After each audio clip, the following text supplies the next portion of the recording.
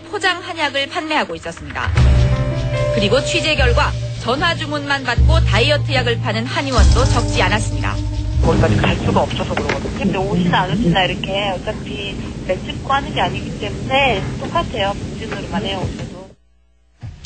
다이어트 한약에 위험한 약재인 마황이 저렇게 많이 들어있는데 보건당국에서는 왜 단속을 안 하는 겁니까? 단속 대상이 아닙니다.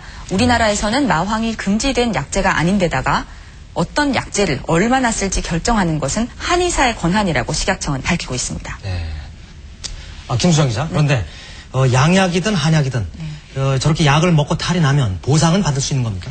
취재진이 부작용을 일으킨 환자들을 만나봤는데 단 한 명도 보상을 받지 못했습니다. 네. 의사들이 책임을 인정하지 않고 환자들에게 입증하라고 주장하고 있기 때문입니다. 네.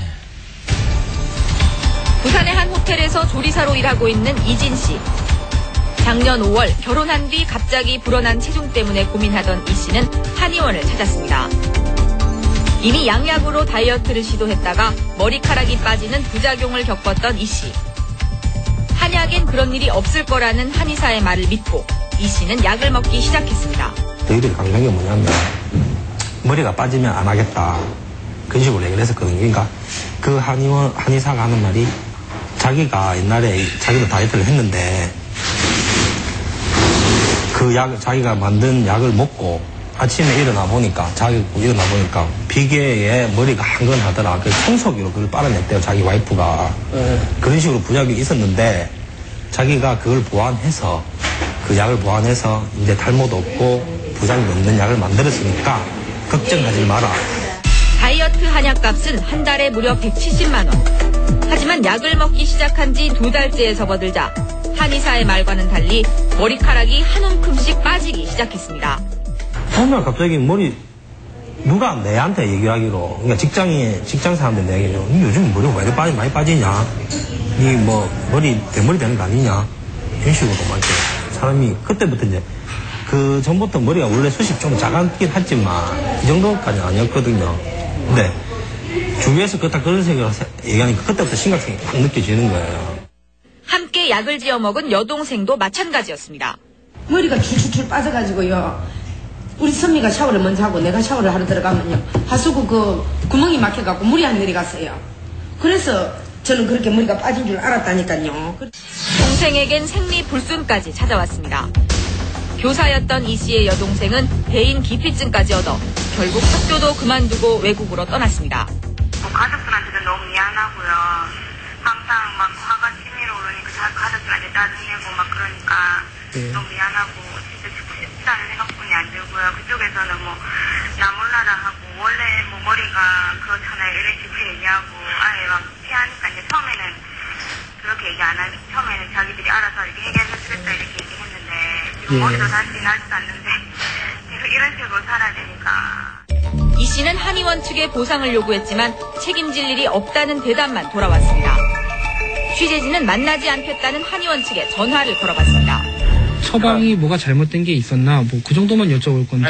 지금부터는 변호사 대동해가지고 그때부터 말씀하시겠다니까 그렇게 해주십시오. 원장님 핸드폰도 자꾸 계속 꺼져 있고 그래가지고. 원장님 핸드폰 지금 보상이 났습니다. 비만 클리닉에서 처방받은 약을 먹은 뒤 자살을 시도했던 이은영 씨. 은영 씨 가족은 의사가 진료하지 않고 간호사가 대신 처방전을 내줬다며 의사를 경찰에 고발했습니다. 경찰과 검찰은 그러나 이 사건에 대해 무혐의 처분을 내렸습니다. 처음부터 아예 진료를 안 하고 한 부분이 아니고 처음에는 진료했고 그런 판례도 있고 또 의사 협회 이런 자료가 있대요. 그게 무슨 소진이 아니기 때문에. 그럼 약이 잘못됐다든지 이런 부분 그런 거는 우리가 모르죠. 약이 잘못됐는지 이런 거는요. 보건소에 진정을 냈더니 그나마 반응이 있었습니다. 의사에게 주의 조치를 내린 겁니다. 주의한 게 그냥 다음부터 조심해라 이런 적이지. 딴 건 없어요. 저희. 취재진이 만나본 병원 관계자들은 한결같은 얘기를 하고 있었습니다. 다이어트 약을 먹고 부작용이 생겼다는 걸 입증해라. 그렇지 않으면 책임질 수 없다는 겁니다. 다시 말해 의료사고처럼 피해자가 과실 여부를 증명해야 한다는 겁니다. 제가 보기에 이건 확실히 한약의 문제다라고 생각이 들어요. 가수치라든지 이런 게 높아졌다고 해서 그 수치 상태로는 독성간염이 의심되지만은 그렇다고 그걸 100% 독성간염이다 한약으로 인한 독성간염이라고 단정짓기 어려운 부분이 있으니까.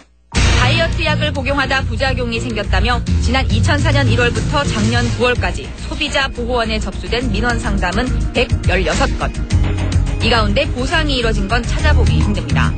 김수정 기자, 이 의료 사고의 경우도 그랬는데요. 네. 역시 이번 그 살 빼는 약의 경우도 소비자들에게 일방적으로 이 의료 관련 법이 좀 불리하게 돼 있는 게 문제인 것 같습니다. 그런데 의사들이 그 비만 클리닉에서 양심적으로 진료하고 치료하면 별 문제가 없을 것 같은데 현실은 어떻습니까?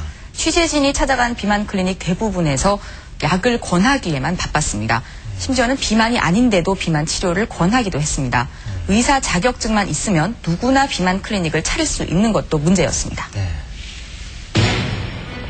서울 강남의 한 비만 클리닉입니다. 원래는 가정의학과 병원인데 비만 클리닉으로 입소문이 나면서 요즘엔 아예 비만 환자만 받고 있습니다. 병원 내부는 비만 학회 수료증, 방송 출연 자료, 비만요법 사진 등 온통 비만 관련 광고로 가득합니다. 항우울제와 감기약, 간질치료제 등 5가지 약을 비만 치료제로 처방한 의사에게 부작용은 없느냐고 묻자 전혀 없다고 자신 있게 말합니다. 비만한 게 병이지 약으로 인해서 다른 부작용 같은 건 전혀 의미가 없고요. 서울 목동의 또 다른 비만 클리닉. 자동차 사고가 나면 자동차를 안 타야 하느냐는 이상한 논리를 갖다 대며 부작용이 없다고 주장합니다. 텔레비에서 하루 떠들어내니까 그런데 걱정하지 마. 자동차 사고가 났다. 뭐 다이어트 됐다. 부작용이거든. 그렇지만 뉴스에서 그러니까 자동차를 타고 다니지 마세요. 비만을 치료했을 때 어떤 사람 이름이 생겼다 했을 때 그러므로 비만 치료하지 마세요라는 말. 근데 우리가 가능한 멀쩡한 사람을 비만 환자라고 부추겨 약을 권하는 일도 다반사입니다.